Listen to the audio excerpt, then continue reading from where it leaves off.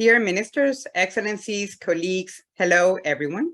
I am Annabel Gonzalez, Deputy Director General at the World Trade Organization.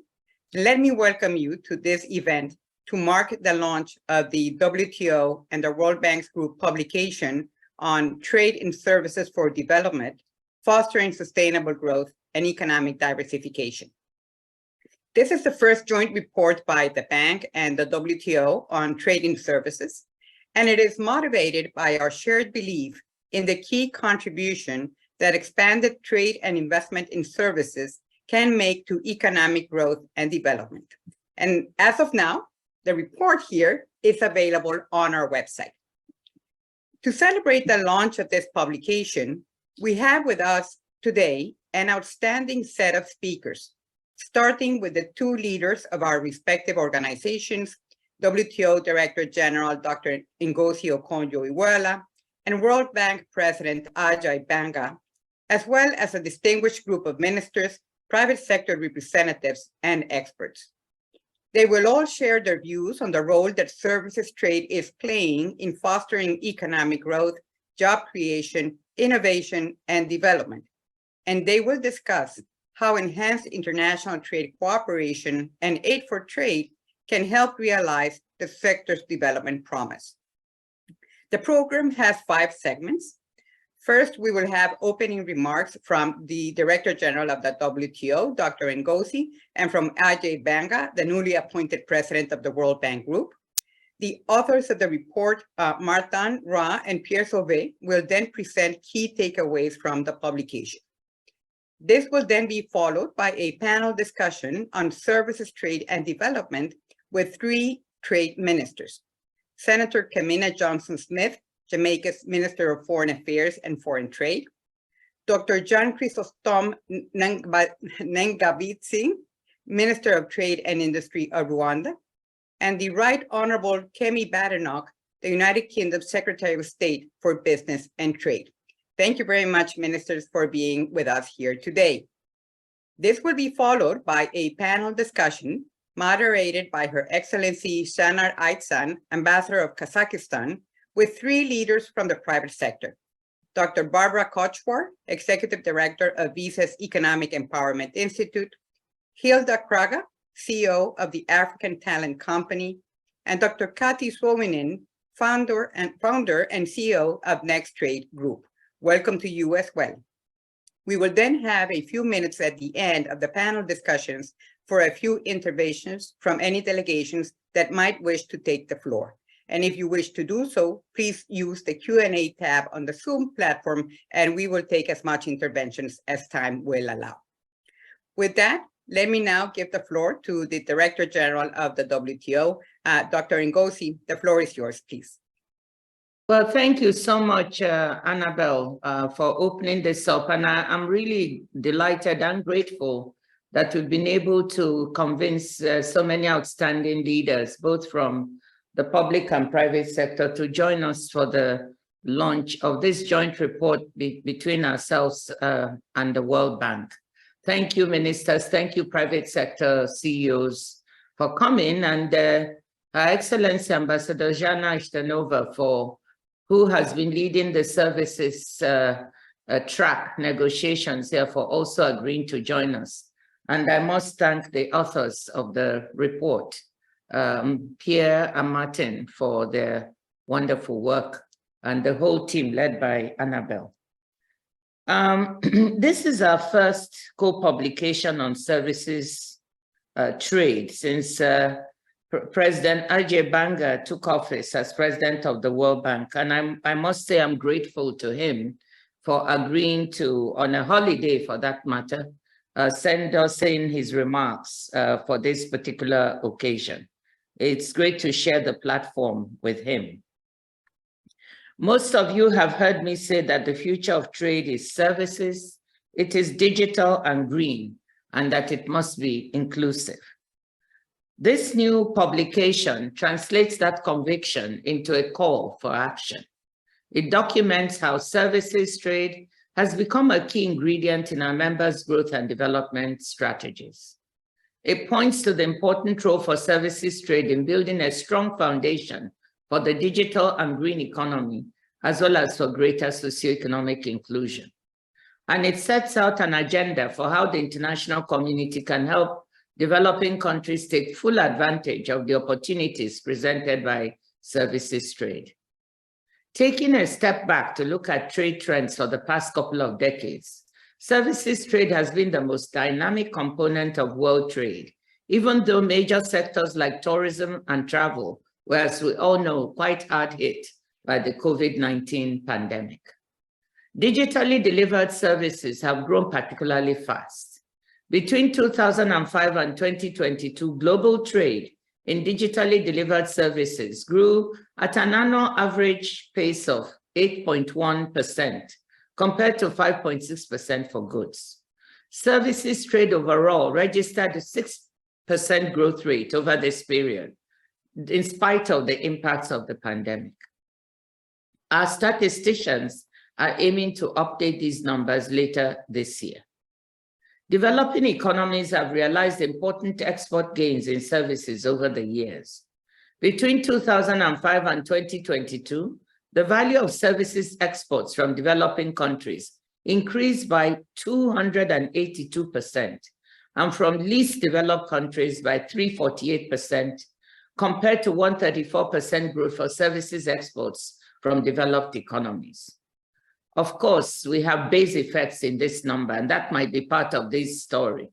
It is clear that services trade is fueling business activity, growth, and job creation in spite of the low base we're talking about that they've grown from.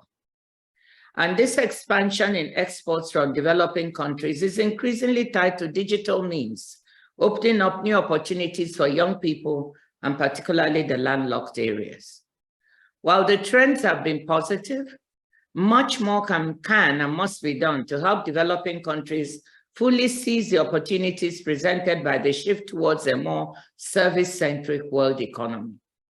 This publication documents the different channels through which services trade delivers development benefits, including by helping countries diversify and expand their export baskets, making them more resilient to external shocks.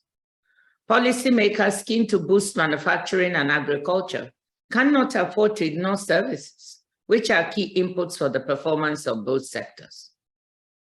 High-quality modern services are critical to the operation of global value chains.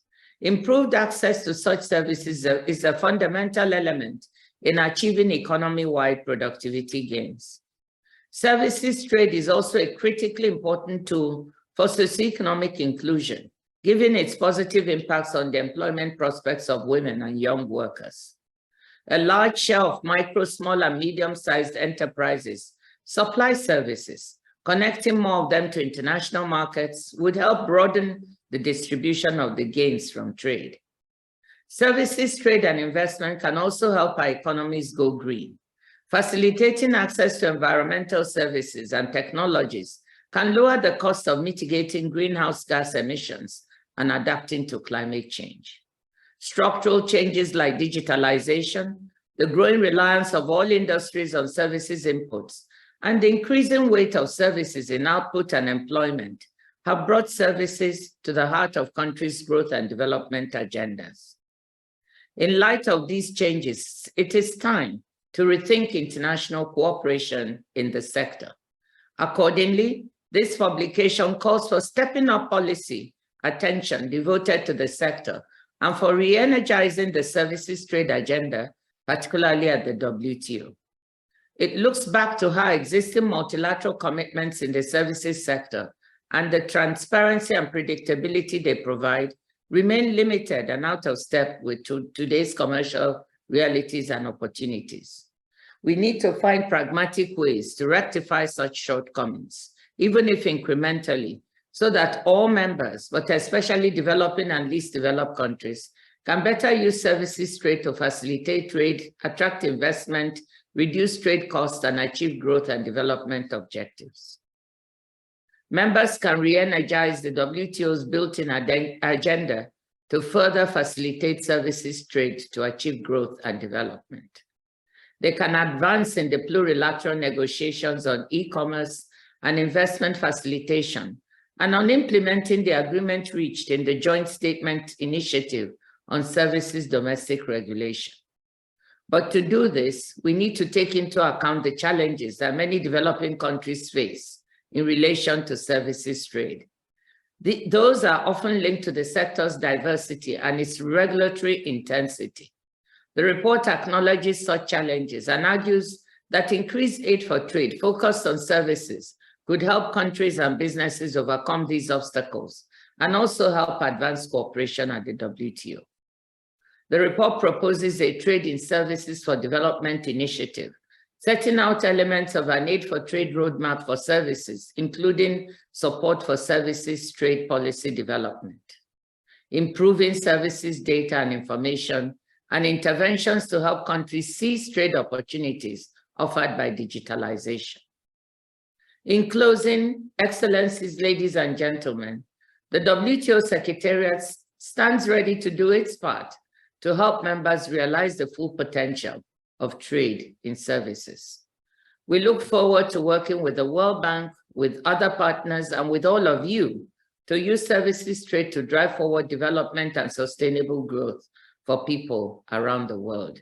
Again, thank you for your participation and for your attention. Thank you. Thank you very much, Dr. Ngozi, for your opening. Let me now hear the opening remarks from AJ Banga, the president of the World Bank, which have been pre-recorded.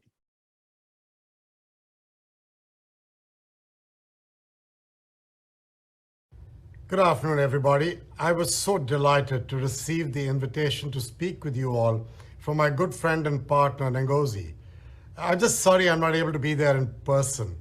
As she knows really well, I am very passionate about the power of trade, particularly trade done right. And most importantly, its potential to be wielded as a sword that cuts down poverty across the globe. So yesterday I celebrated, or I should say marked, my 1-month anniversary in this new role at the World Bank Group.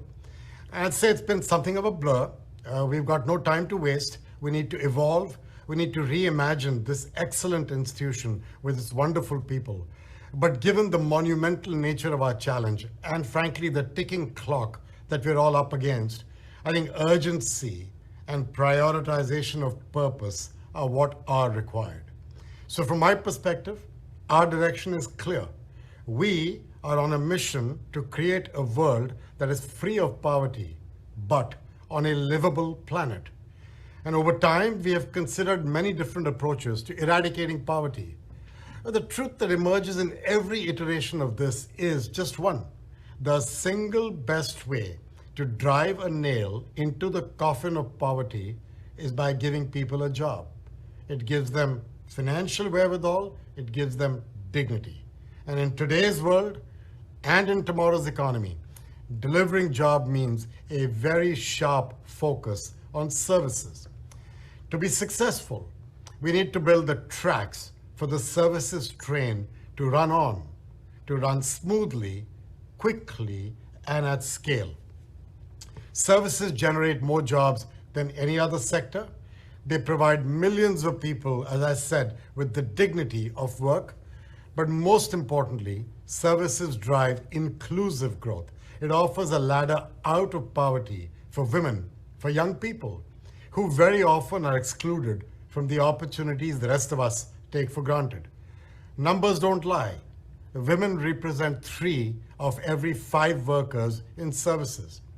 And nearly half of all services jobs are filled by people under the age of 30.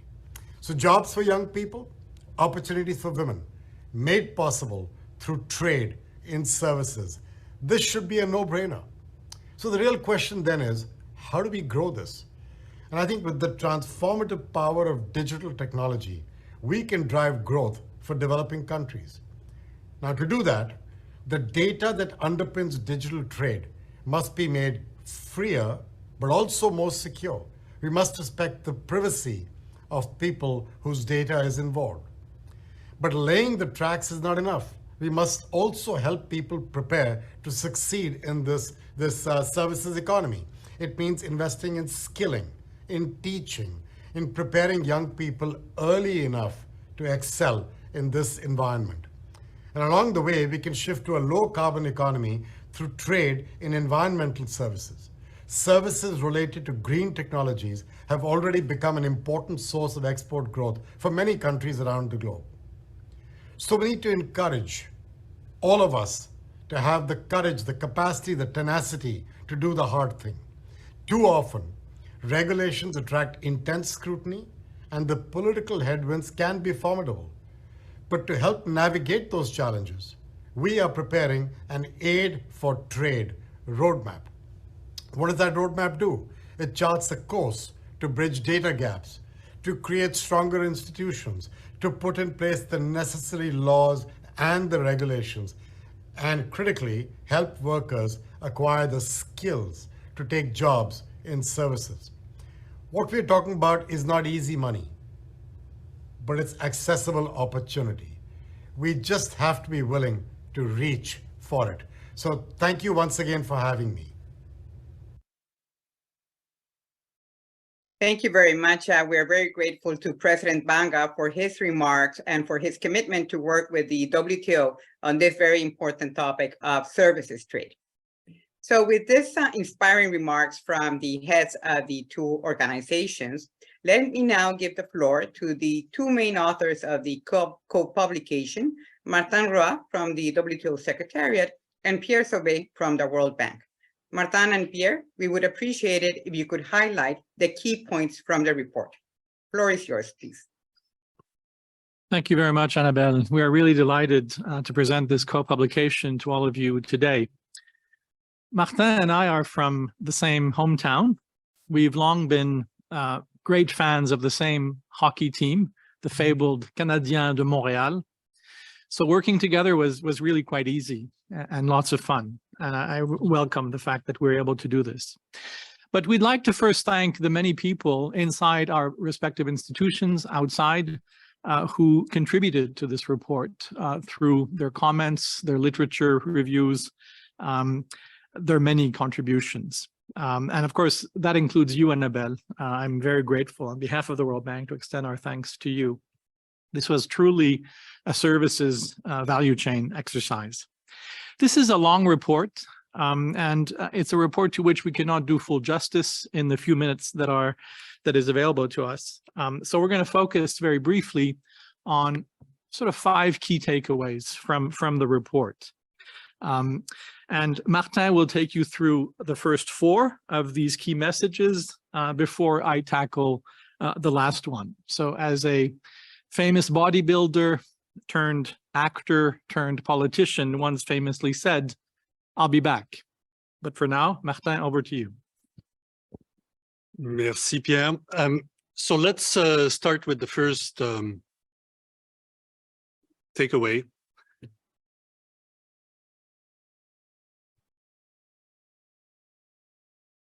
Here it is. So the first takeaway is that despite the shock and the impact of COVID-19, trade and services remains the most dynamic segment of world trade. And the report underscores how the global economy has been shifting to services. Services now generate more jobs than any other sector. They account for twice the combined share output of agriculture and industry. And the shift towards services is also increasingly reflected on the trade side. So as you see on the screen, since 2005, global services exports have almost tripled. So they have expanded at a faster pace than goods trade over the period, even as services trade was hit hardest by the pandemic. This trade expansion has been fueled by advances in ICT, which have boosted the remote supply of services. And as noted by the DG, global exports of digitally delivered services more than tripled since 2005, outpacing the growth of goods and also of other services. There are various other metrics that reveal the dynamism and the increasing importance of services trade. And these are all examined in the report. This includes trade and value-added data, which highlight the critically important role and growing role of services as inputs to all other sectors and trade. The dynamism of services trade is also reflected in the increasing number of jobs that are linked to services exports, as illustrated on the left side of the screen. These jobs represent a large and rising share of total services jobs, and also in some cases of total employment in a range of developing and developed economies. We also look at MSMEs and the key role they play in services trade compared to goods trade, as they account for the greater share of total cross-border services exports, about 2/3, also in a range of developed and developing economies. So the second and important takeaway in the report is that the share of developing economies in world services trade has increased significantly. And this is to a good extent tied to their increasing participation in less traditional services exports. So as you can see here, between 2005 and 2022, the growth of commercial services exports of LDCs and other developing economies have exceeded the world average by a wide margin. And that goes against the export pessimism that has characterized earlier discussions of services trade. Of course, this growth is starting from a low level, and there are still many opportunities that remain. For example, the share of LDC services exports remains low at less than 1% of global exports. The expansion of developing economy exports is increasingly tied also to less traditional services that can be more readily supplied across borders through digital means. So exports of developing countries have grown more rapidly in the so-called other commercial services, which include many digitally delivered services compared to more traditional sectors like transport and travel. So the share of other commercial services in developing economies' total services exports has increased significantly in the last years, and developing economies also account for a greater share of the world's exports of these other commercial services. The third key takeaway is that government policies in relation to services trade matter greatly. And this report underscores that they are key in yielding development benefits that are linked to growth and to services trade. The increasing role of services has increased the significance of policies at the domestic and international level that affect trade and services. And so the report documents with case studies, with literature review, how trade policies and services has an important role to play in reducing trade costs, in improving the performance of services sectors, attracting FDI, boosting supply chains, and increasing manufacturing productivity and exports. Services policies also can complement agricultural production and exports and help drive diversification. There's also a growing acceptance that services trade will prove central to tackling major challenges of our time. And we discussed that in the report, from reaping opportunities linked to digitalization, to enhancing resilience, and promoting the transition to a low carbon economy. However, despite all this, the barriers to trade and services remain significant in a number of sectors and also modes of supply, as you can see on the right side of the screen. And this weighs on services trade costs, which are generally much higher for services than for goods. And this suggests that government policies that facilitate services trade and help reduce trade costs are key to realizing the economic and development gains.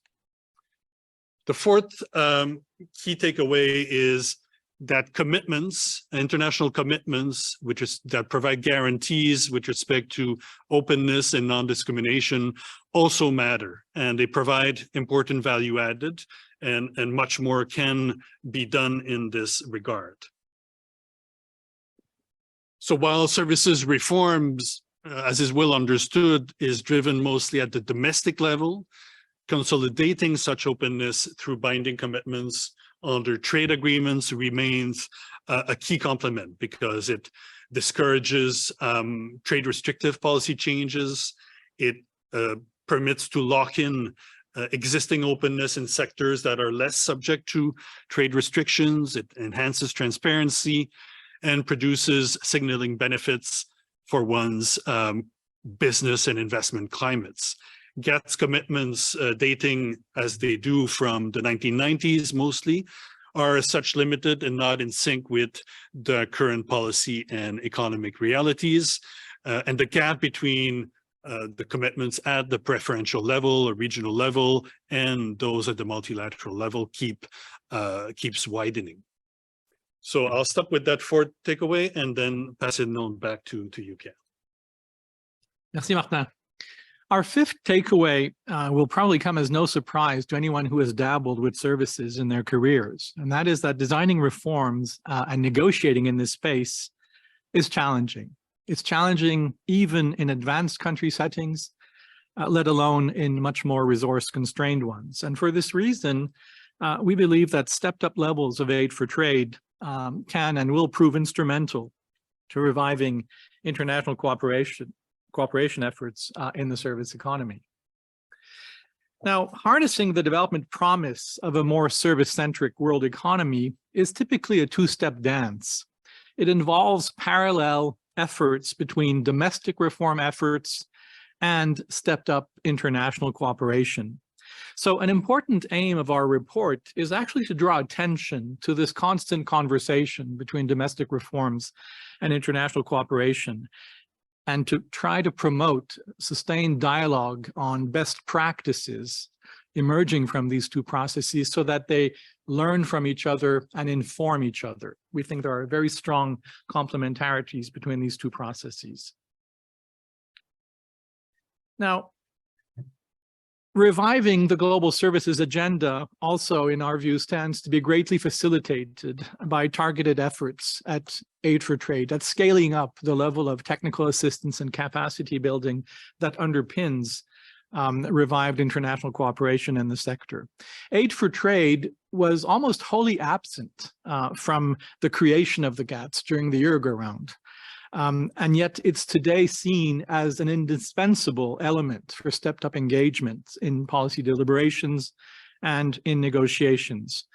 And I would say all the more so as developing and least developed countries continue to face numerous challenges in engaging in this sector. And as Dr. Ngozi mentioned, the sheer diversity of the service economy, with each sector being complex, a bit of an island in itself, the multiplicity of modes with which services are supplied, the regulatory scrutiny services attract, the political economy forces at play in sectors that are often prone to high degrees of market concentration.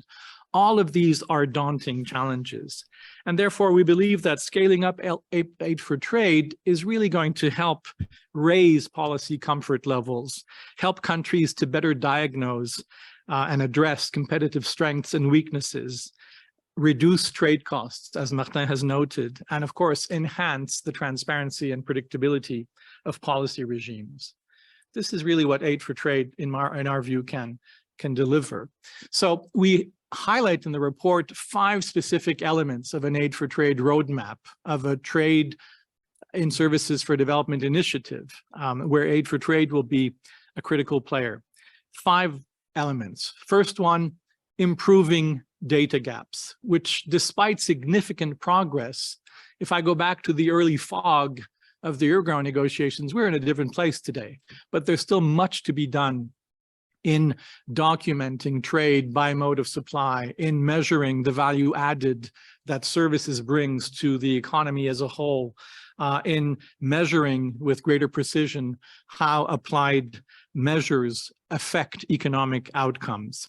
We know for a fact that what gets measured stands a greater chance of getting done, and therefore an investment in raising our awareness of data, of improving the availability of data across regions, across countries, across modes of supply, across sectors, is really important. A second priority is to afford greater voice to developing and least developed countries in services, deliberations, and negotiations. And this involves just continued efforts at building the capacity of officials that are going to be engaged in designing domestic reforms, in engaging in conducting and prosecuting international negotiations, and also very often the regulatory agencies are going to be involved in implementing negotiated outcomes. That remains a big challenge in many countries. A third priority concerns the need to strengthen regulatory regimes and services, the institutions of regulation, and their enforcement capacity. Domestic regulation is the very currency of services discussions, of services negotiations. And so investing in improved regulatory governance is the best way to ensure that countries are able to achieve the domestic policy aims that they set for themselves, but also to facilitate expanded trade and investment in the sector. Fourth is the imperative of diversification.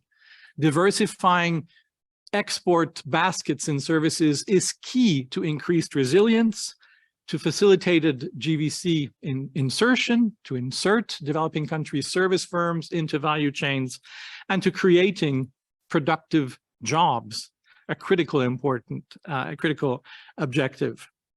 And of course, we can do that, and diversification really needs to involve increased efforts at harnessing the full power of the ongoing digital revolution. A fifth and final aid for trade priority is to direct attention to a host of supply-side constraints that continue to weigh on the trade performance of countries. Starting, I would argue, with the trinity of access to finance, access to trade infrastructure, especially logistics, and access to skills, upskilling workforces to take up more productive services. Now, all of these aid for trade initiatives are ongoing, but our aim is really to ensure greater coherence and to leverage these efforts so that, again, they talk to each other, they learn from each other, and they can operate at scale. This is very much what we hope to do, and we hope this agenda will be of interest both to our clients, of course, and to the donor community. Martin, over to you for a final word before we let ministers situate and private sector people how these issues play out.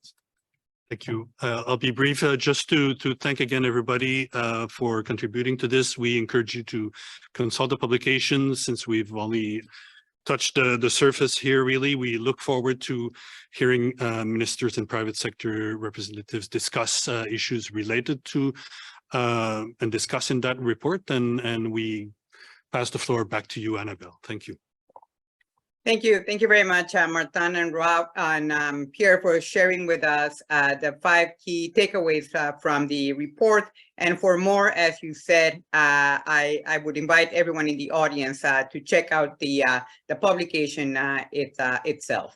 Now, with that, let me say that I'm now very pleased and honored to have Secretary of State Badenoch, Senator Johnson-Smith, and Minister Naga-Bitsinse join us to discuss how to harness the benefits of services trade and reap the development dividends through national policies and international efforts.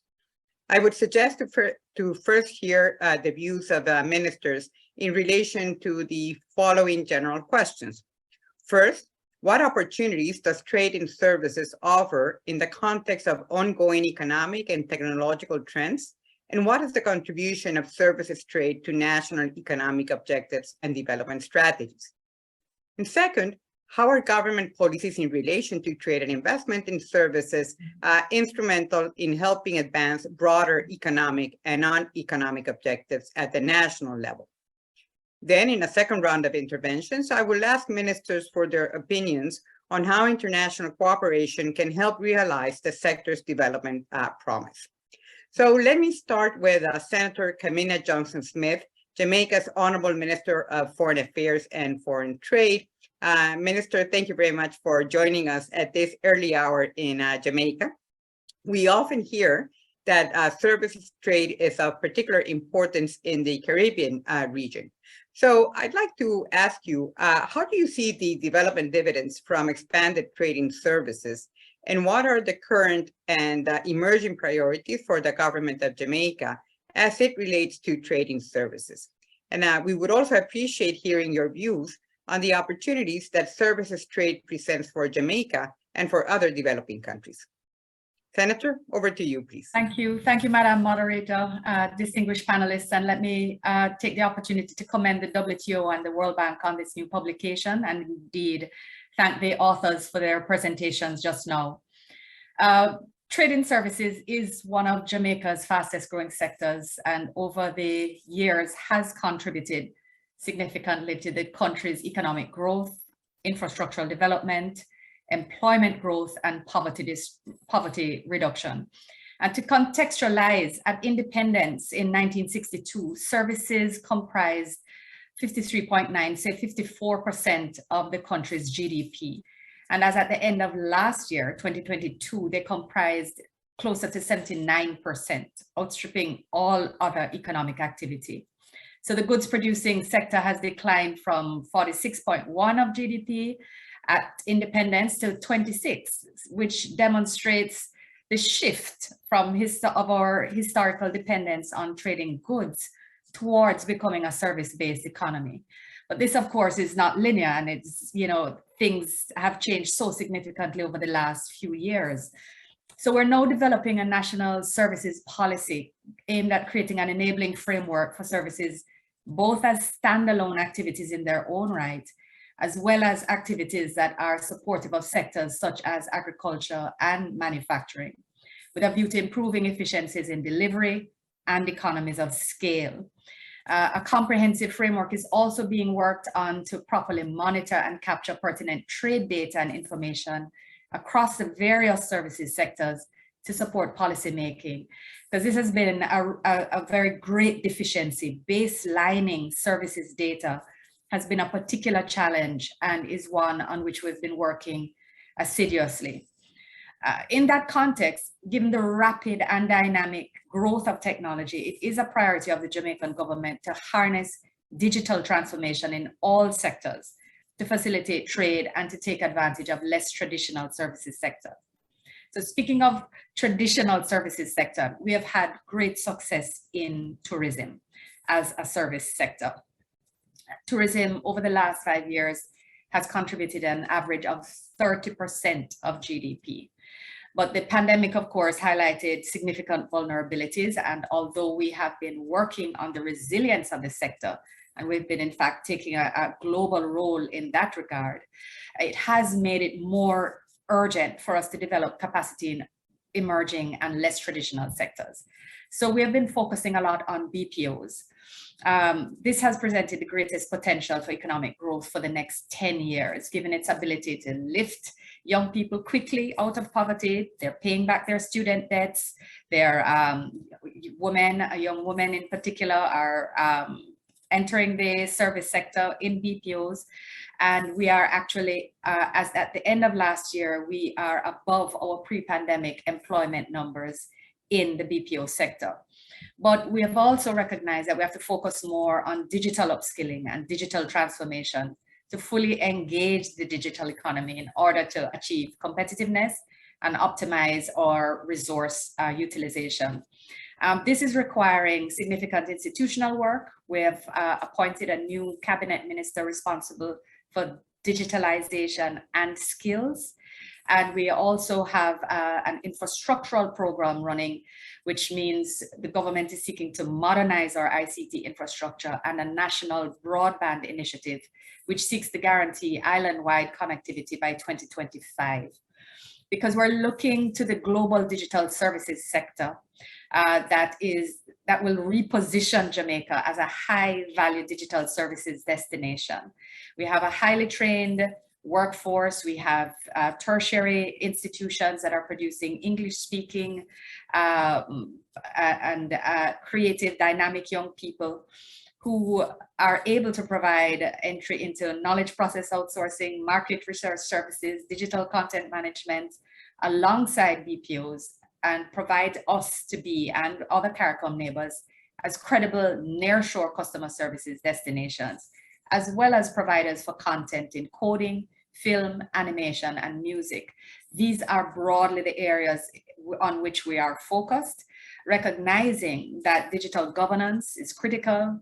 Cybersecurity has become a priority, data protection also a priority. Legislation passed in both respects just last year for us to seek to ensure that we're hardening the core of our infrastructure and making sure that people can have trust in systems that are being more and more attacked, even as we seek to leverage and harness the benefits. So we are recognizing that digital technology is allowing sort of low entry costs for young people. There's no brick and mortar reliance, lower capital costs for setup, easier entry into services. And we have therefore we've actually removed all of the training costs from our vocational training center and training institution, the Hard Services Trust, all the way up to the associate level. And we are seeking to ensure that coding is included in the curriculum as well, so that there's a broad set of services in which young people can now train. We're also supporting on the business side, giving training to export-ready companies on how to digitize and how to enter the export market. We've established a single window for trade, as well as a trade information portal to allow for greater access to information. But monitoring, policy development, aid for trade, all very important. And I'm sure we'll spend more time on the second round. Thank you very much for giving me the opportunity to share some of Jamaica's perspectives. Thank you very much, Minister, and we'll come back to some of those issues. But 79% of GDP, that's quite impressive in terms of participation of services in Jamaica's economy. Let me now turn to Dr. Jean Chrysostome Ngabitintse, Rwanda's Minister of Trade and Industry. Thank you very much, Minister, for taking the time to join us today. Minister, Rwanda's economy has experienced rapid growth, having leveraged several services sectors to revitalize its economy. What has been the importance of services in helping achieve this economic and development objectives? Thank you so much, Director General, honorable ministers, DG, WTO, President of World Bank, Excellencies, all protocol observes. Allow me first of all thank Martin Roy and Sauvé Pierre for the good presentation of findings from the report.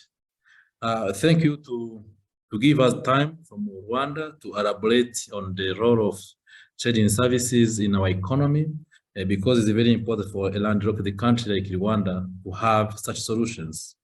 Rwanda's latest development agenda, as you know, Vision 2050, aspires to transform the country into a middle income by 2035 and a upper income by 2050, meaning move from $4,000 to 12,000 around in 15 years, meaning that from 2035 to 2050. So this is an ambitious agenda, but we hope together with other countries, with our partners, we'll be able to achieve.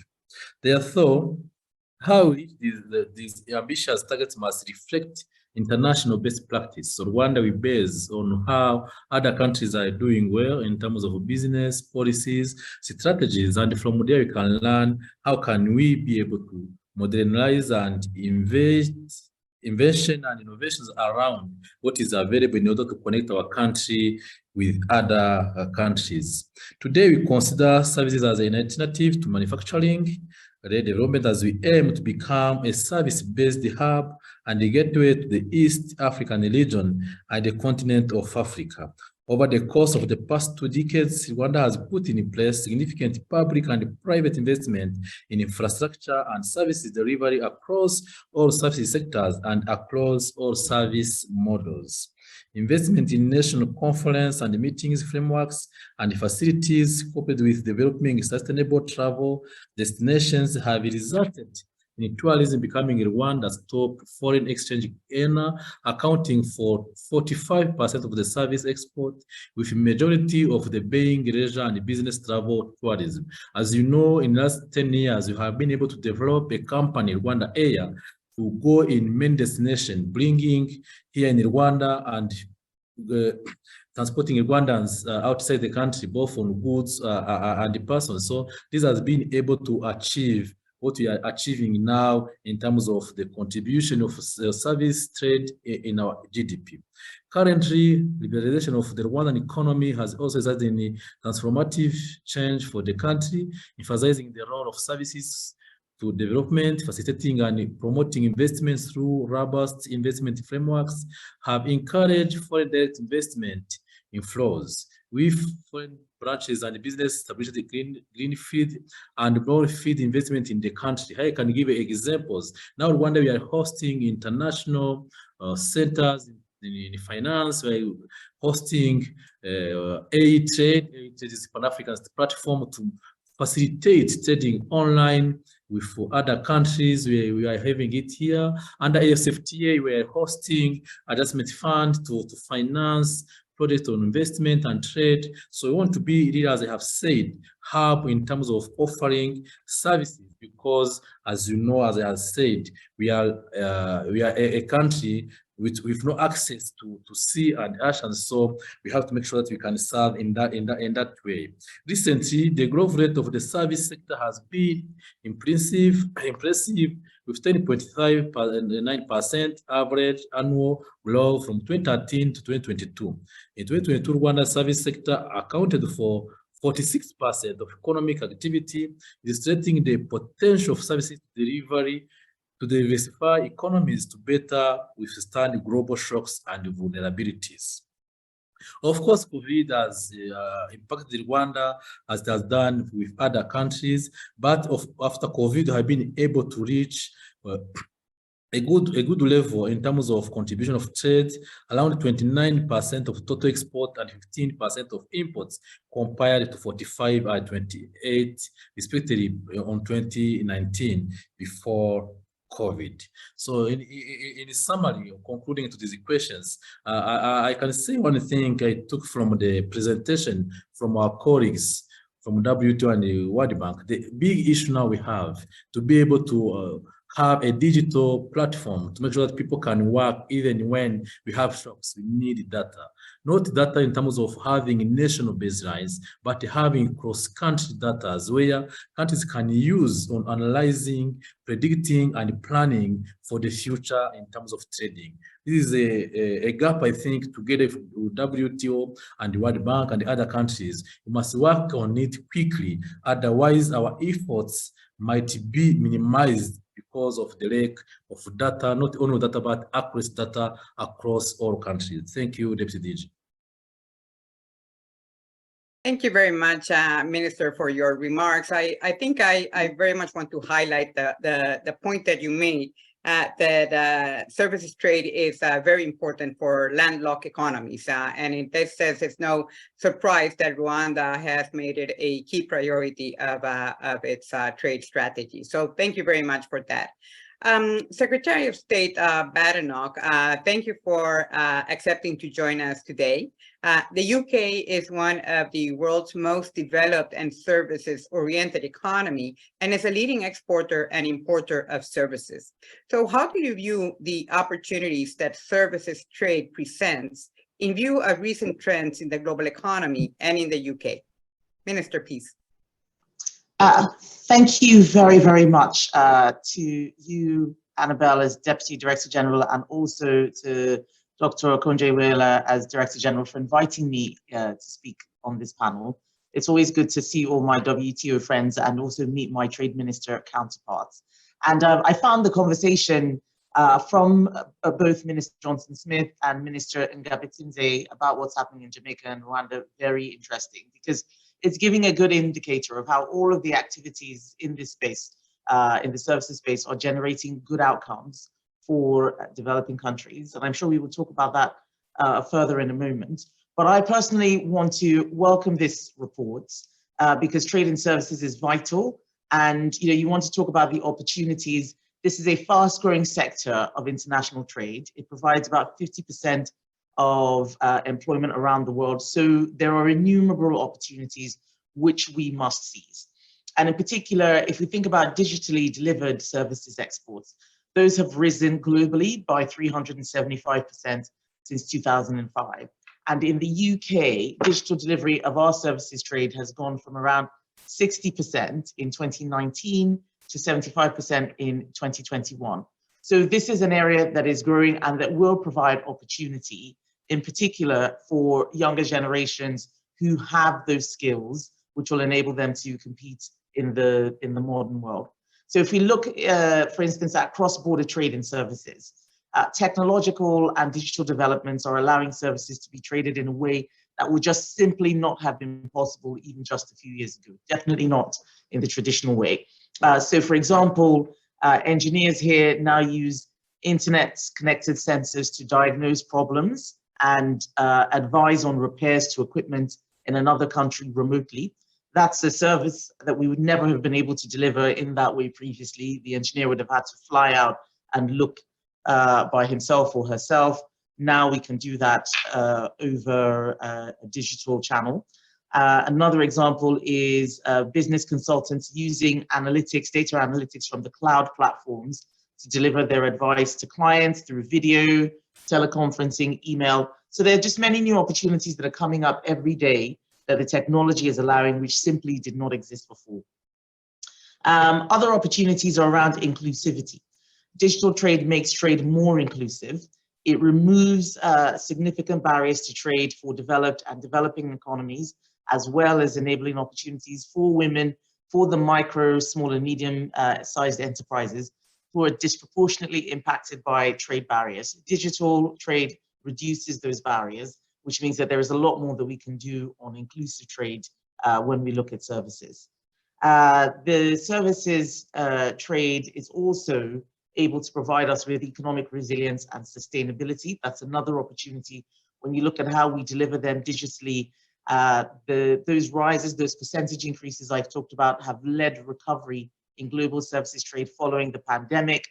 Global exports increasing by over a third from 2019 to 2022.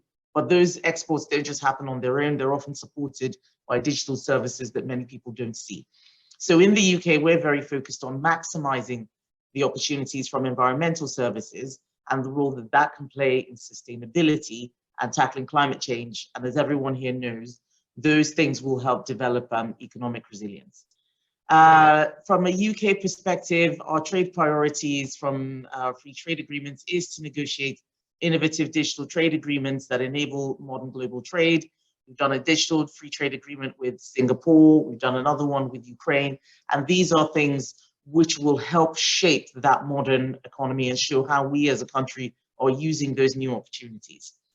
But I've talked about the opportunities. I don't want everyone to think that it's all easy and straightforward.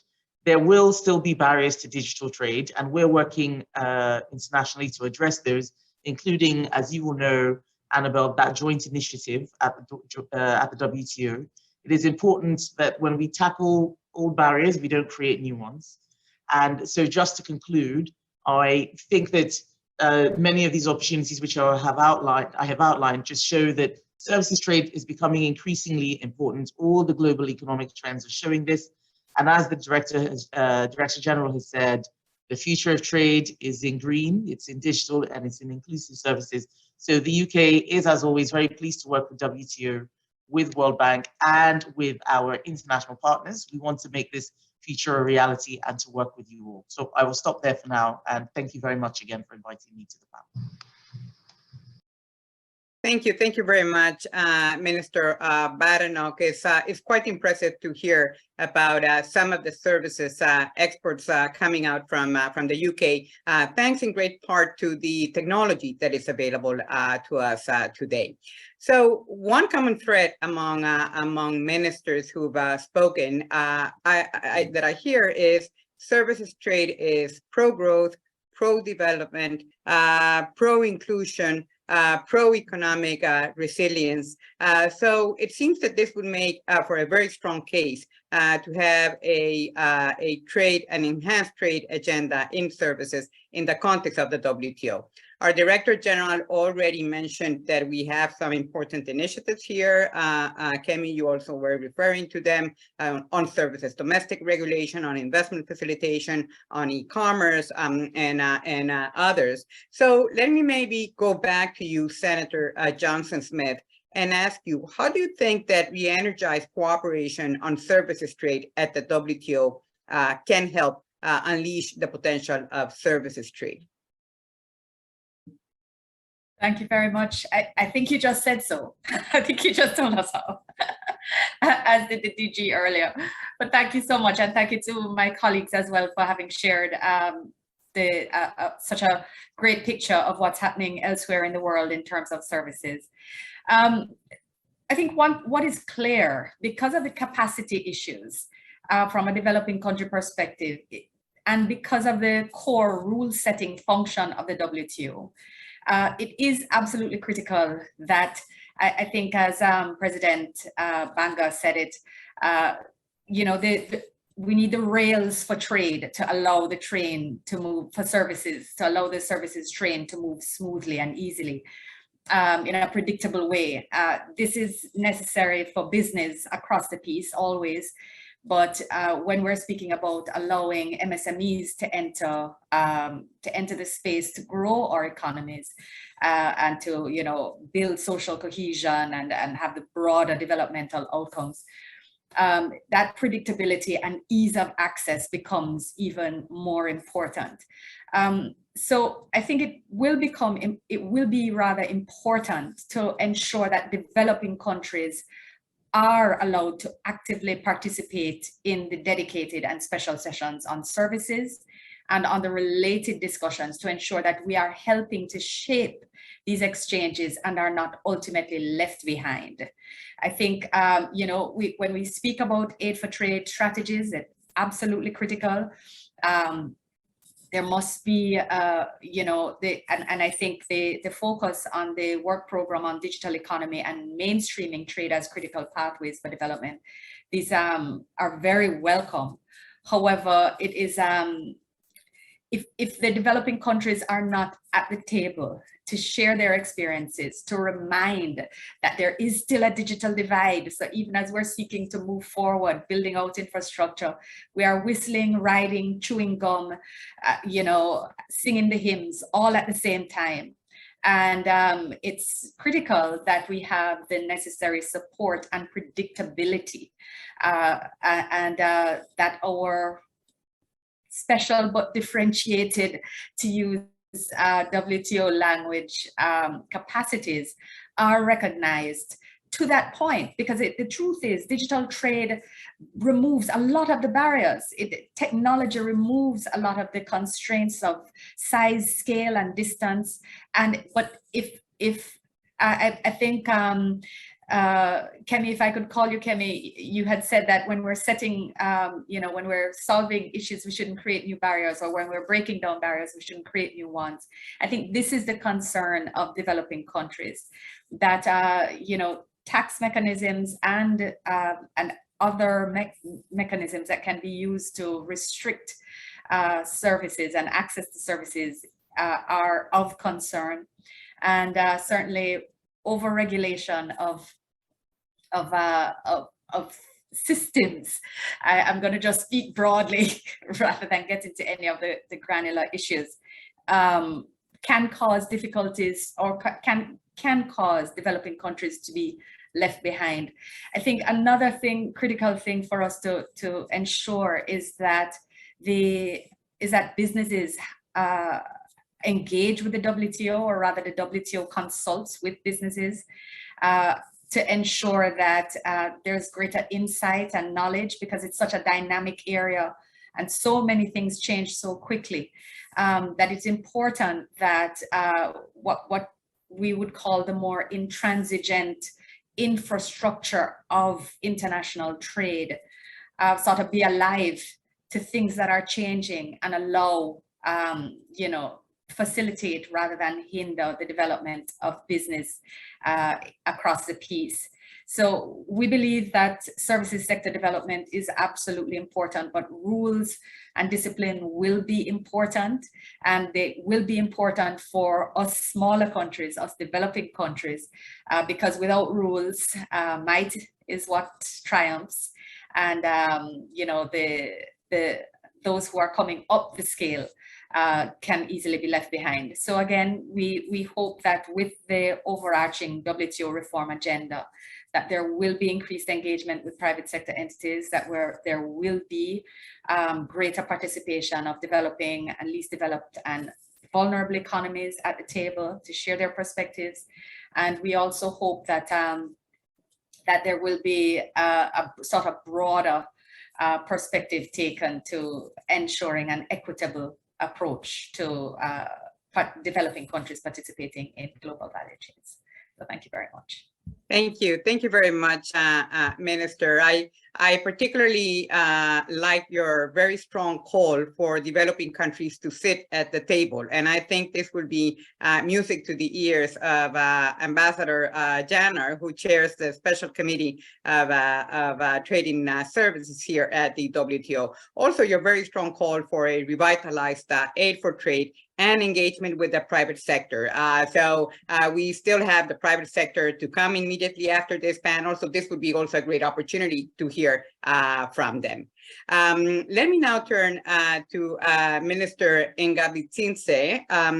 Minister, Rwanda participates in several regional trading regimes in addition to the multilateral one. So I'd like to hear from you, how is it that international cooperation on services trade re-emphasizes the importance of services for development? And how are aid for trade programs supporting services trade in your own country, Rwanda? Thank you so much again, Deputy DG. Before to go to our cooperation with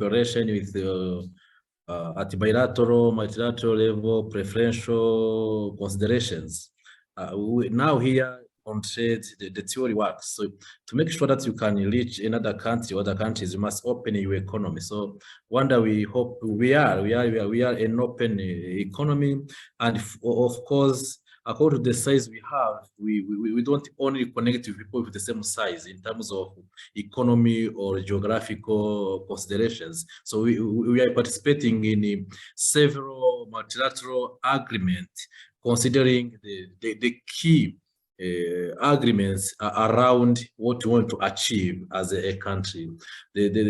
Last week, we have signed 6 MOUs with Seychelles.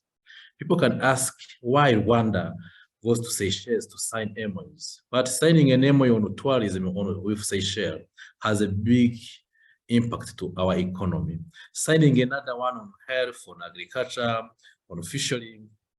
So this means that considering our multilateral partnership, we have been able to achieve what we have, and we are sure we'll be able to achieve more in coming years. So under AFCFTA, Rwanda has over 120 specific commitment. Is a big number. Everyone can ask, how are you going to implement this? We implement this because with partnership with others. So WT is supporting us, and even the World Bank has conducted some more studies here. How can Rwanda will be able to achieve and implement the commitment? Those priorities are under business communication, financial, tourism, and transport services.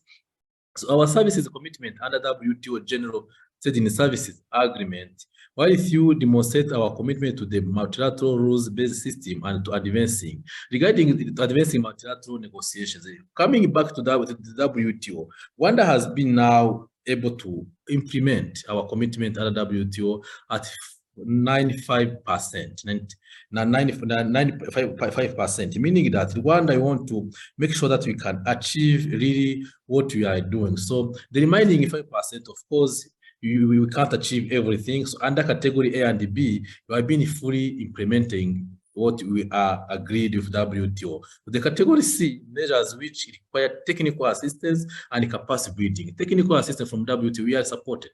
We have our staff going to learn to train under WTO schemes. We have other partners, not only the WTO, but we have even the World Bank. We have others supporting us to make sure that even the category C will be able to achieve it and implement fully at 20% in a few years. So, concluding, as I have said, opening a country is not meaning you are selling your country. Opening a country, of course, with focus, being precise, knowing what you want to achieve, is the only way, not only for Rwanda as a landlocked country, but any country, because now we are under globalization. So closing, if you remember, back in 2009, and let's say 2007, 2009, when you were under financial crisis, some countries closed their economy. The impact was really negative. Under COVID, the same. Countries wanted to close because of fear of losing production, losing reserves in terms of currencies. But in the bad times, I want to conclude, in the bad times is always beneficial to open. And open, of course, with calculations. But closing totally can only cause global, regional, and national negative impact. So here I call WTO, World Bank, and international communities to engage countries. Don't close because there is a shock.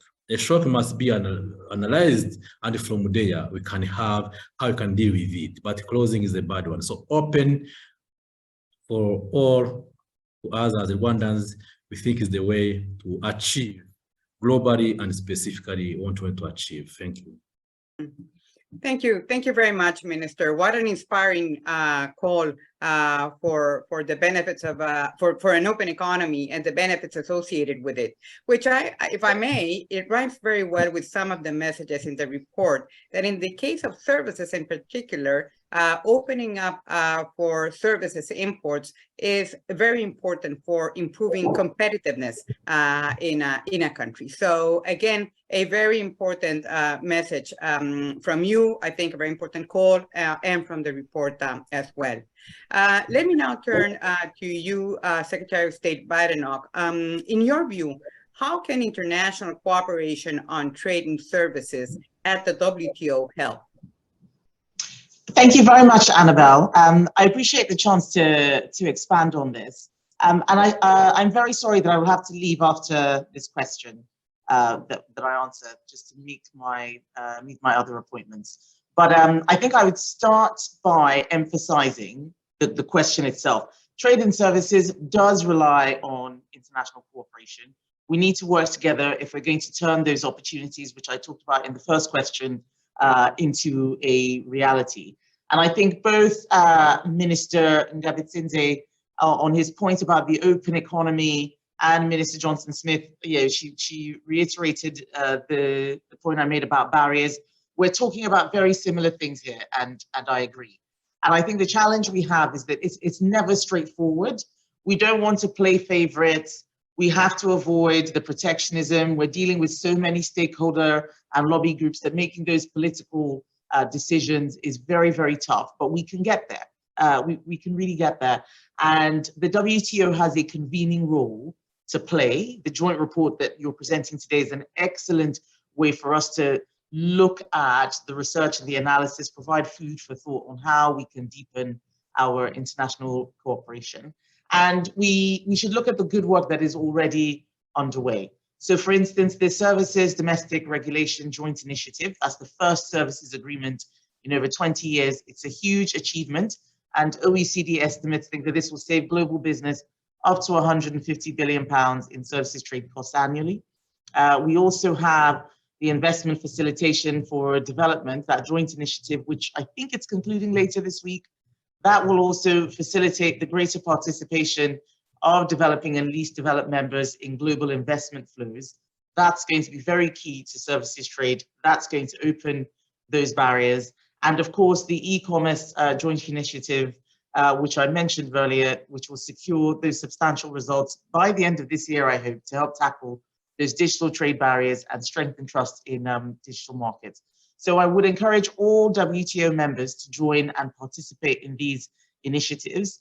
From our side in the UK, we have an international development strategy that's going to be very key in terms of maximizing the benefits of services trade for developing countries. It'll build a better picture of services-specific challenges so that we are as inclusive as possible. And many of you will know about the Developing Countries Trading Scheme. This is something that we brought into force last month, and it increases UK market access for goods to 65 developing countries. And this simpler, more generous preferential trading arrangement should reduce import costs for developing countries by over £770 million per year for participants. So that's, £750 million, that's over £750 million per year. That should make a difference. I know that there is still more that can be done, but the report is actually a very, very good springboard to deepen our collaboration. So I want to welcome it just before I go, and to thank all of you for the opportunity to participate, to hear from my fellow trade ministers. Thank you, DG, for all of your support in the work that we're doing across the world to improve trade, and I hope to see you all again soon. Thank you very much, Annabelle, for your chairing of this meeting, of this panel. Thank you. Thank you very much, Kemi, and thank you very much in particular for highlighting the role of the WTO as a convening forum and as well as a rulemaking forum as well, in particular in the areas relevant to services trade.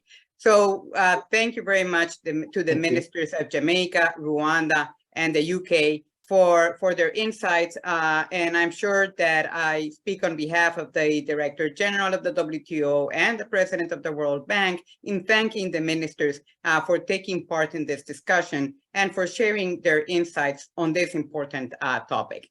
With this, let me now hand the floor over to Shanar Aitsan, Ambassador of Kazakhstan and Chair of the special session of the Council for Trade in Services, who will moderate the next session with private sector representatives. Ambassador, over to you. Thank you, Annabelle. Let me first thank you and Dr. Ngozi, as well as the World Bank President, for taking part in this launch and for having the two organizations to join forces in preparing this comprehensive and quality report.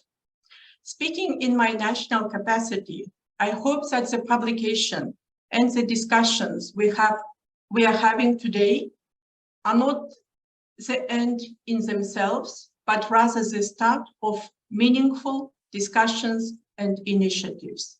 I hope that the two organizations and members can follow up and consider what steps might be taken to advance, both on the WTO services agenda and on the aid for trade side. The purpose of this session is to hear the private sector perspective on the opportunities offered by the services trade.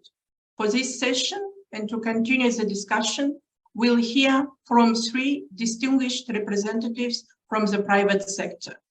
Let us start with Dr. Barbara Kotzwar, who is the Executive Director of the Visa Economic Empowerment Institute.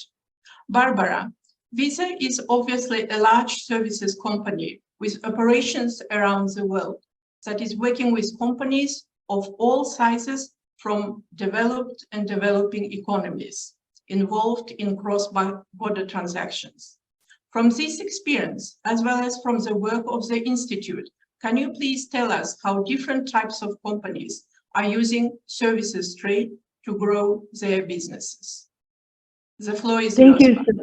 Yes, thank you so much, Ambassador Aitsan. And I also wanted to thank World Bank President Banga and WTO Director General Ngozi, Deputy Director General Annabelle Gonzalez, and the authors of the report for including the private sector in this important discussion. Minister Johnson-Smith mentioned the importance of having public-private sector discussion in services trade, and we really welcome that. We also welcome the tremendous knowledge contained in this report, which I haven't completely finished reading, but got through quite a bit of it, and it's just a tremendous resource, as well as a call for action for more international cooperation on services liberalization, which is so important at this point. As the authors of the study and several of the ministers have made clear, trade and services has never been more important to the economy.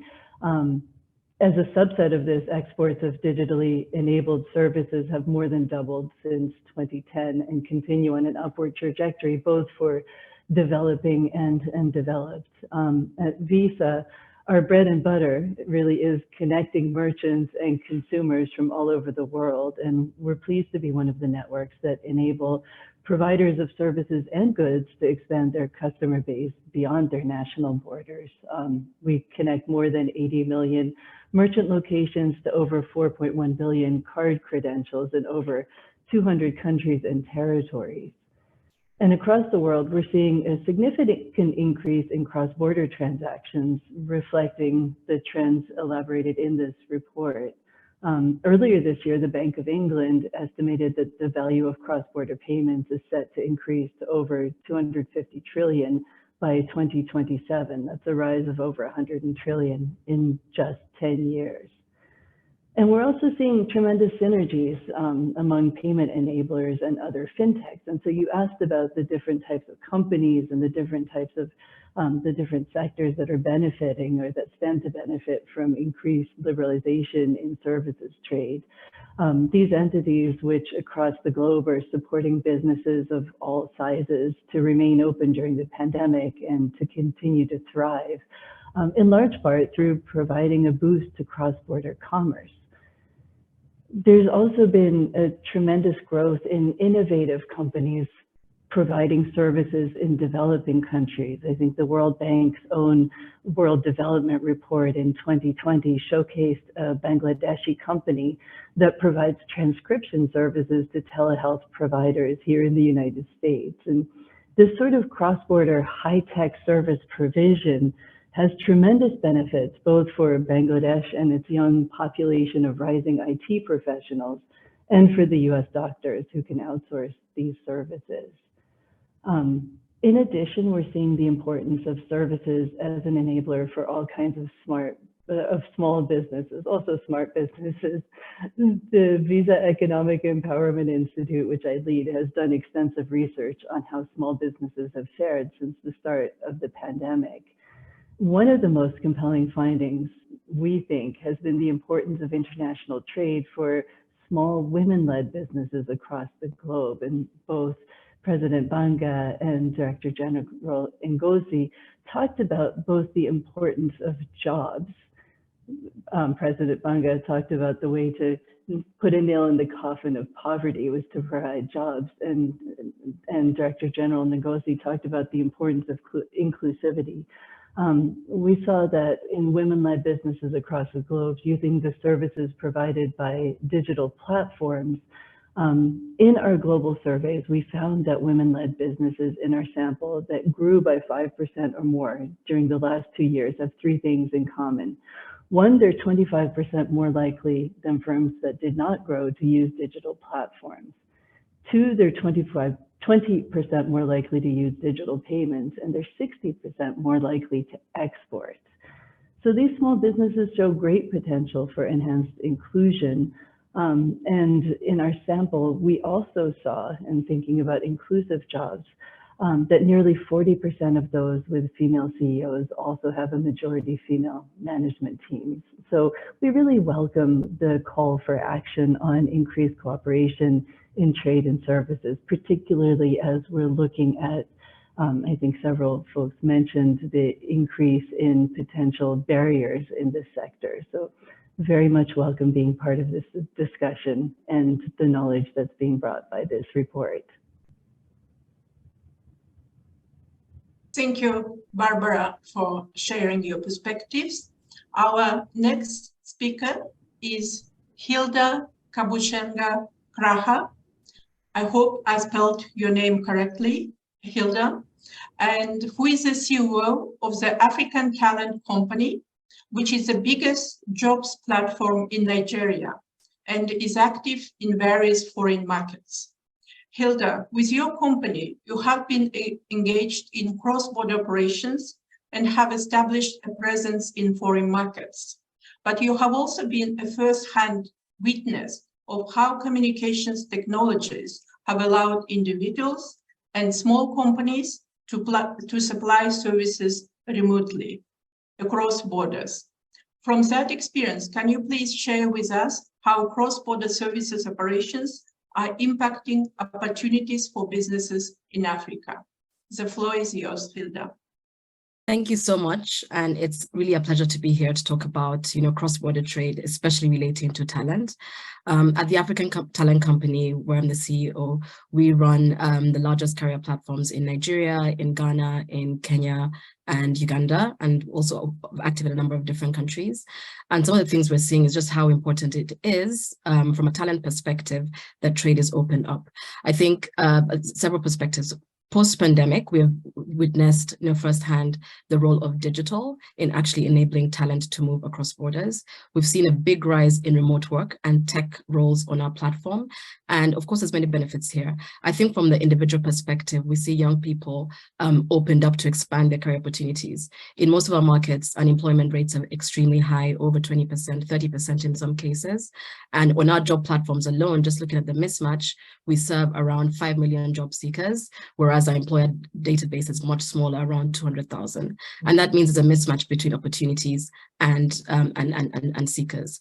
With the rise of digital technologies, of course, this has opened up remote work. And we find that there is, on the one hand, individuals who are able to, while in Africa, serve companies abroad in Europe, in Asia, in America, and even within Africa, somebody in Nairobi being able to work for a tech company based in Nigeria, earn a living, and also improve their professional capabilities. I think the biggest example we see is these individuals get exposed to diverse business environments. They can enhance their own professional skill sets. They immerse themselves in new work cultures and practices, and they benefit from this talent trade because they're developing skills faster and transferring their knowledge faster. Even more so when eventually leave their roles, they're able to become entrepreneurs or set up further cross-border companies. And should they decide to migrate, they still know how to integrate in the businesses they're in. Second of all, they bring back valuable insights, best practices, and innovative approaches to the companies they're working in or within their local markets. And this adds personal growth and also adds value to their home countries. Cross-border talent trade, we've seen, also fosters professional network and collaboration, working with international clients or colleagues. It leads to forming extensive networks, which eventually also continue to support the services trade as well, and opens up new business opportunities, both for the individual and the company. If you think about advantages for companies, especially as we're seeing in remote work, one, there's a huge opportunity for cost arbitrage. You see people seeking talent beyond their domestic borders to get, yes, a specialized knowledge and expertise that may not be readily available locally, but also talent that would be a lot more affordable in a different location. This started, I think we mentioned, a colleague mentioned earlier about, BPO and how it impacted the Indian market, how it's impacted the Philippines and other places. And I think given the high level of availability of talent in Africa, very highly qualified, speaking international languages, English and French and German, there's a massive opportunity there for companies globally to expand and develop their operations simply because they're able to arbitrage on the cost of talent, not because it's not as good, but because it's available in a lower cost base. So this drives productivity for them. Additionally, talent trade helps companies address their skills gaps. If you think about the way lots of African businesses are growing today, there are skills that are needed that are not necessarily available in one market compared to the other. In East Africa, for example, we see with the discovery of oil that's quite recent, a lot of talent is being moved over or working remotely from Nigeria to support this fledgling industry with skills that they do not necessarily have. There's also other advantages, of course, the cultural and linguistic understanding within companies.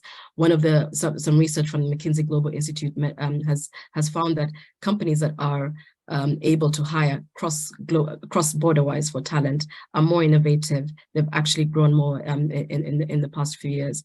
And this cultural amalgamation drives innovation as well. Exactly, that's the final point, right? There's lots of creativity and innovation, being able to work with diverse perspectives and experience and approaches. We see this in a platform every single day. We see clients who try one remote talent coming up for more. And we believe that given the trends of the demographics across the continent, with young Africans coming into the workforce every year, up to 18 million every year, compared to markets in the West where the working force is actually shrinking, this definitely is a trend that's going to grow. And I think in 10, 15, 20 years time, we'll see even more African talent working remotely, all facilitated by digital technologies and cross-border services trade. Thank you very much. Thank you, Hilda, for sharing with us your company's experience. Dr. Kati Suominen, our next speaker, is the founder and COO of the Next Trade Group, which helps companies around the world to enable world trade through technology. Kati, can you tell us, from projects undertaken and clients you have in developing countries, what we can learn from services companies that have been successful in exporting? Also, what are the kind of policies and capacity building that are needed to harness those opportunities and overcome some of the challenges faced by those companies? Kati, the floor is yours. Thank you very much, Ambassador, and thank you very much, WTO and World Bank, for having me. And tough to go last in the fantastic panels that we've had, but I seek to add a little bit of value. So my company sells professional business data analytics services to governments, to technology companies, as well as to development agencies around the world. And perhaps to relate a little bit of a personal story, a few years ago, I received a survey from the US Census Bureau asking how much my company, which is based in the United States, is exporting services and importing services. And I actually had to really think about it and look at our documents and analyze those numbers.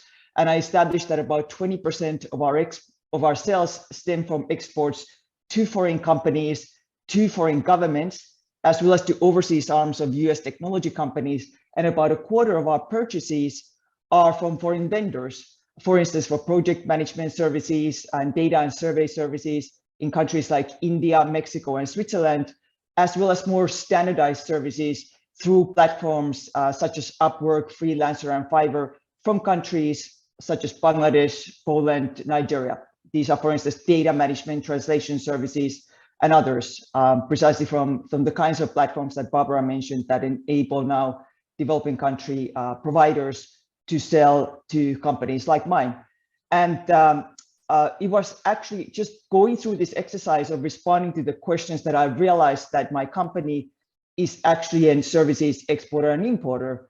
And I never quite realized that point, even if I'm a trade economist who has for 20 years worked in this space. And that is exactly the point. It is so easy to sell services as well as to purchase services that there was never a particular milestone where I realized that now I'm an exporter or importer. And I relate this because we see through our work, working with development organizations, working with technology companies to enable developing country firms to sell services and sell products using e-commerce, for instance. We see thousands and thousands of cases of similar companies that have now the fundamentals that we have enjoyed in the United States, have great internet connectivity, have cybersecurity, have network in their countries of tax treaties that enable, for instance, to manage the relationships with foreign vendors, are able to receive payments without friction, do not need particular licenses to operate in other countries, and when selling to governments, are also able to sell to governments that are part of the government procurement agreement, where it's easy to sell to foreign governments. We have seen this through our work when we have surveyed probably by now 150,000 firms around the world on how they engage in trade using e-commerce. We have seen this through our work with development organizations, assessing the flows of digital services trade between markets like Latin America and Asia. And we have seen this also through public-private partnerships that we have created and managed, including the Alliance for E-Trade Development that is supported by USAID, and a new alliance that we created to enable Africa's trade through technology called Prosper Africa Tech for Trade Alliance that is supported by USAID and Prosper Africa and the US government. We see what Barbara was mentioning is companies leveraging platforms such as Upwork, Freelancer in the services space are 2 to 3 times likelier to export. It is particularly companies that leverage multiple digital channels, are like omni-channel sellers that are able to export services. And these sellers are then 40 to 50% likelier to have positive revenue growth compared to the sellers that are not leveraging digital platforms.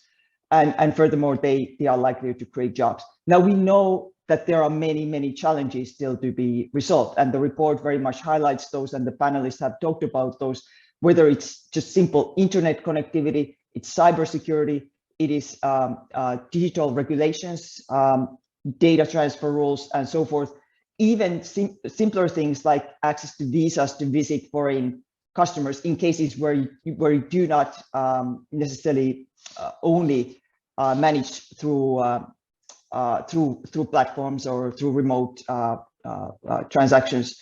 So a couple of thoughts just on the recommendations that I would have. Very much echo what the authors have suggested on the need for data.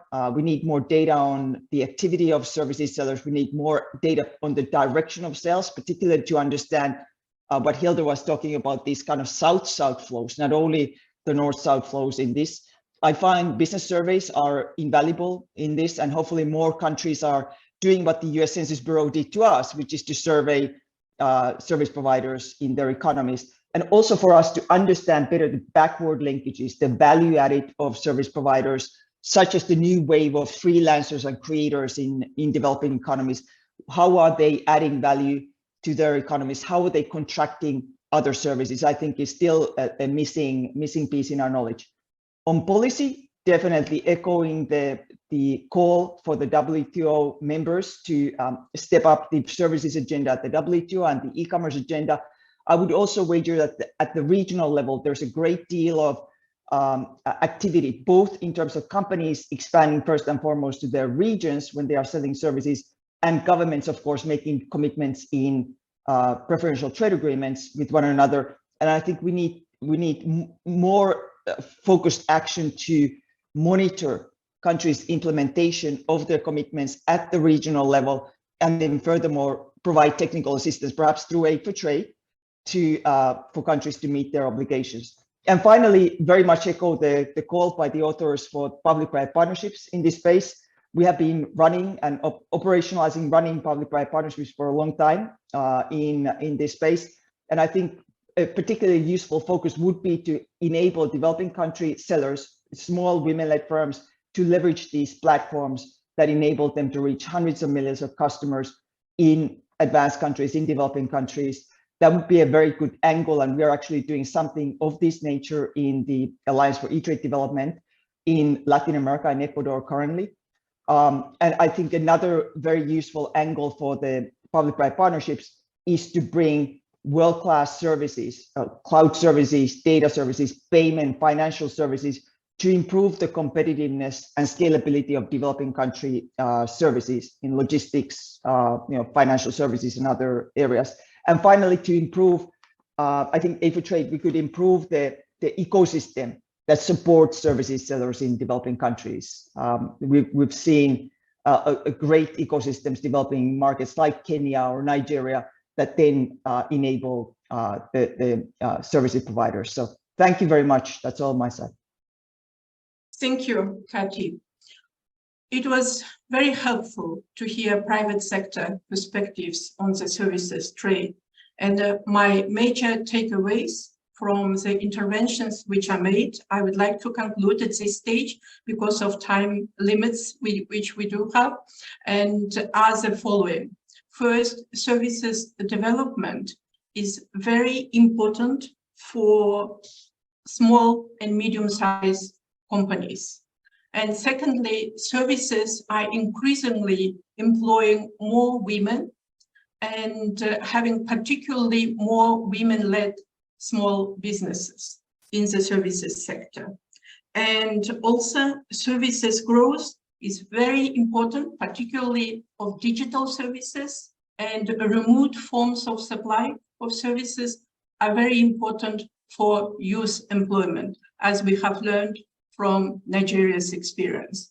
So what I would like to also add from my part is that services are a sector where many opportunities remain to be seized for both developed and developing countries, and where much can be done in the WTO to facilitate trade and to increase participation of developing countries. And we've also heard from the last speaker, Kathy, that technical assistance and aid for trade initiatives are also important for increasing participation of developing and least developed countries in the services discussions in the WTO. So with that, I would like to hand the floor back to DDG Annabel Gonzalez. Thank you. Thank you. Thank you to all speakers from our session. Thank you very much, Ambassador, for moderating this fantastic session. And thanks to Barbara, Hilda, Anna, and Kathy for some very interesting remarks. Before we close, I'd like to give the floor to Dr. Ngozi to hear your thoughts on our session today, please. Well, all I can say is that I was quite excited, both listening to the ministers and the plans that they have and what's happening in their particular economies that we can learn for other countries, but also really listening to the private sector. It just makes me excited that this part of trade in digitally delivered services, is where we see the hope and the opportunities for the future, particularly for developing countries. And I know that there are challenges in terms of connectivity and the digital divide, but if you turn it around, you see the huge opportunities that lie behind those challenges. And that's what I'm really thinking about. And the fact that we may be able at the WTO to help put some of the rules that may help drive this trade and make it a more level playing field and more predictable for the private sector in particular is something I think, I find very encouraging. We need to drive towards that. But fantastic. I just want to say thank you very much. And we will continue reaching out to you as we move in this area. And I'm sure the authors of the report are also very excited to see real life examples of how services trade is really trying to drive what we're doing in the trade sector. Thank you very much. Thank you. Thank you very much, DG. I don't have much to add, but to say that I share your excitement. It has been a great session, hearing all these different perspectives about the importance of services trade and the contribution that the WTO can make in this regard. We have received a few expressions of interest through the Q&A function of the platform.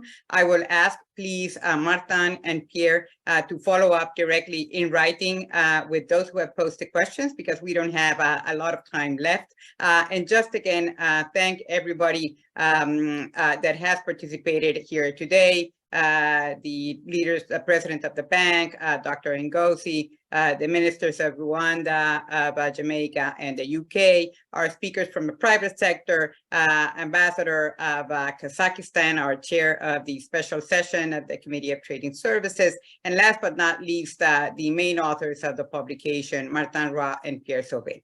Thank you all very much, and I hope that you read the publication. Thank you. Goodbye.